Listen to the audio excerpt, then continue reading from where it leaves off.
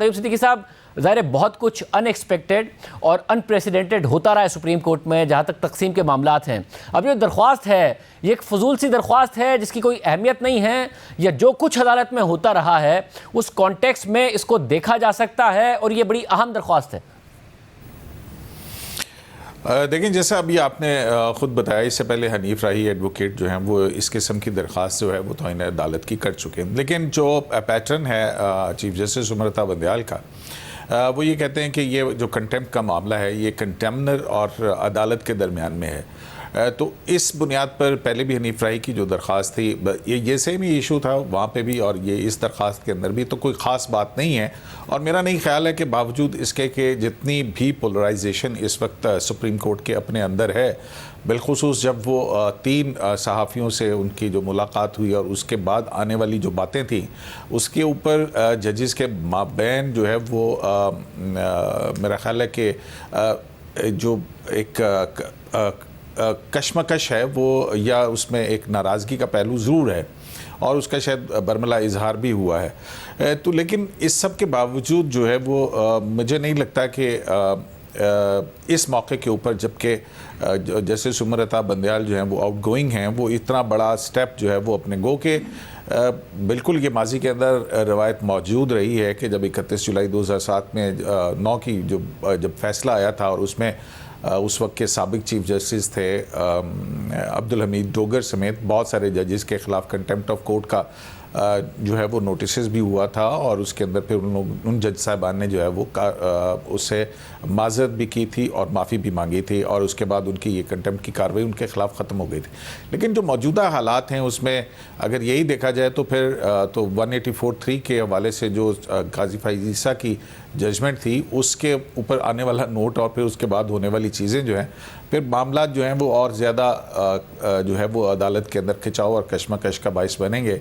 तो मेरा नहीं ख्याल है कि ये पिटीशन जो है कोई बार साबित हो सकती है इस सवाल। असद साहब, आप क्या समझते हैं कि अगर कुछ हुआ तो पेंडोरास बॉक्स खुल जाएगा, इसलिए मुमकिन नहीं लगता, चीफ जस्टिस के पास टाइम भी बहुत कम बचा है, इसलिए एक फजूल सी पिटीशन है जिसका कोई मुस्तकबिल नहीं है, या इसे तनाजुर में देखा जा सकता है जो कुछ अनएक्सपेक्टेड अनप्रेसिडेंटेड होता रहा है जो तकसीम है?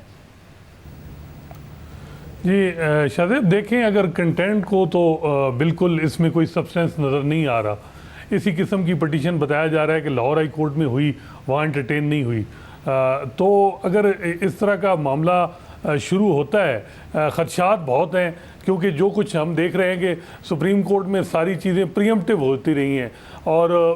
जब जस्टिस काजी फाइसा ने कोई इकदाम किए हैं तो प्रीएम्प्टिव तरीके से उनको रोका गया, जुडिशल आर्डर को सस्पेंड किया गया, चाहे वो सहाफ़ियों की हरासा के हवाले से उनका नोटिस था, या हमने देखा कि जो अभी उन्होंने कहा कि 184(3) के केसेस में जब तक रूल्स नहीं बनते वो केसेस की समाअत जो है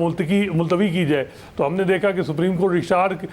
के ज़रिए वो आर्डर डिस्कार्ड कराया गया। तो फिर अगर ये देखें, अगर ये कंटेम्प्ट की कार्रवाइयाँ शुरू होंगी तो आपको भी अंदाज़ा है कि इस वक्त सुप्रीम कोर्ट में बैलेंस बिल्कुल 8-8 की जो एक नज़रियाती डिवाइड बड़ी क्लियर है। तो अगर एक तरफ होगा तो दूसरी तरफ भी फिर स्टार्ट होगा, फिर ये अनएंडिंग होगी चीज़ें, और फिर ये सुप्रीम कोर्ट की तबाही होगी। मेरा नहीं ख्याल कि ये कुछ लोगों की ख्वाहिशात हैं, और वो लोग जो 2017 से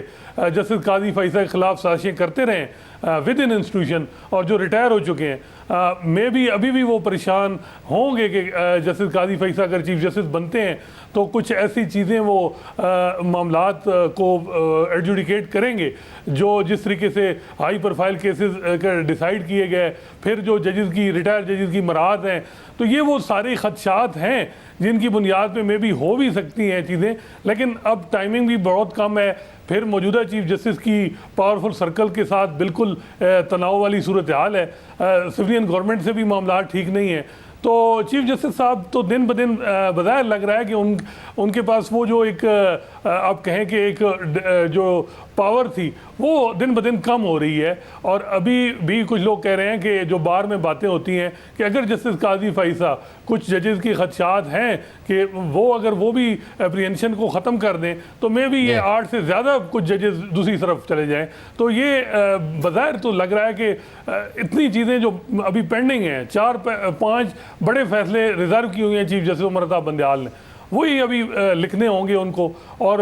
अगर ये नए पंडोरा बॉक्स खोलते हैं तो बड़ा मसला बनेगा। वैसे ये कहा जाता है कि जाने वाला चीफ जस्टिस अमूमन इस किस्म की कुछ एडवेंचर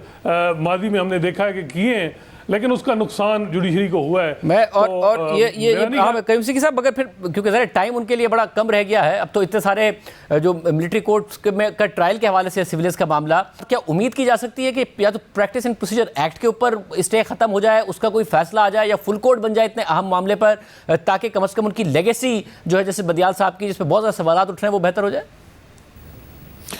जी बिल्कुल, ये डिस्कशन जो है ये जो सुप्रीम कोर्ट एक्लेंस हैं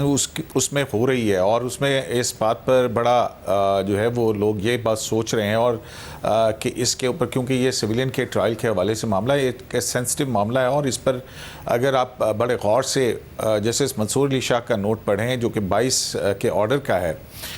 तो अगर ये कंटेम्प्ट की बात होती या कोई, जैसा कि लोग ये भी बातें कर रहे थे कि ये शायद मिसकॉन्डक्ट है कि बेंच में ना बैठना, तो उस हवाले से जो जज साहिबान थे वो कुछ लिख सकते थे। लेकिन 22 जून का जो ऑर्डर आया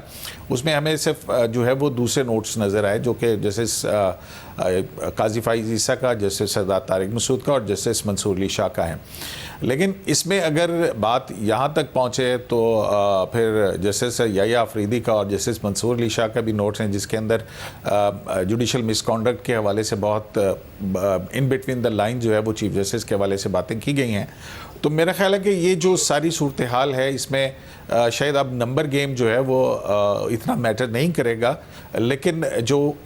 आने वाला वक्त है उस हवाले से जो बात हो रही है वो यही है कि हो सकता है कि ये जिस तरह से फुल कोर्ट के हवाले से नोट सामने आए हैं जज साहिबान के, तो जो सिविलियंस के कोर्ट मार्शल का मामला है, इस पर किसी लम्हे चीफ जस्टिस जो हैं वो फुल कोर्ट की तरफ जा सकते हैं। असद, आपकी इत्तलात क्या कहती हैं? ज़ाहिर जब 15 जजेस थे और कहा जाता था ज़ाहिरन के 8 हालांकि चीफ जस्टिस के फेवर में हैं या हम ख्याल हैं, तब भी उन्होंने फुल कोर्ट नहीं बनाया। अब हो सकती है पॉसिबिलिटी, जब आप भी कह रहे हैं कि 8-8 का मामला है, कि वो फुल कोर्ट की तरफ चले जाए? देखें, अब इतना मिसट्रस्ट है कि अगर फुल कोर्ट बनता है, उससे पहले जो जजेस की अप्रीहेंशन है, जिस तरह जस्टिस काजी फाइसा कहते हैं कि supreme court practice and procedure act में जो स्टे दिया गया है वो विकेट किया जाए, जस्टिस सरदार तारिक भी ये कहते हैं, तो फिर पहले आपको इनफॉर्मली आपस में बैठ के डायलॉग करना होगा। जो फुकदान रहा है पूरा, अगर आप कहें 1.5 साल में, बहुत स्पीकिंग टर्म भी उस तरह नहीं रहे हैं जजेस के, जो बड़ी अफसोसनाक है सूरत हाल है। और जस्टिस काजी फैसल ने अपने लेटर में शिकवा किया था कि जी मैं बीइंग ए सीनियर पुनी जज मुझसे मुशावरत नहीं की जाती। तो ये एक बड़ा मसला है कि जब तक अगर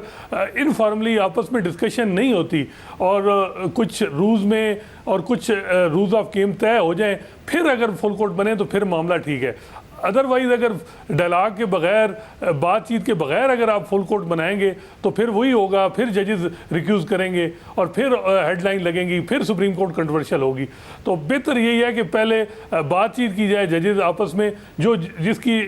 जो एप्रीहेंशन है वो एप्रीहेंशन ख़त्म हो और फिर आगे जाया जाए, मामले को लेके जाया जाए।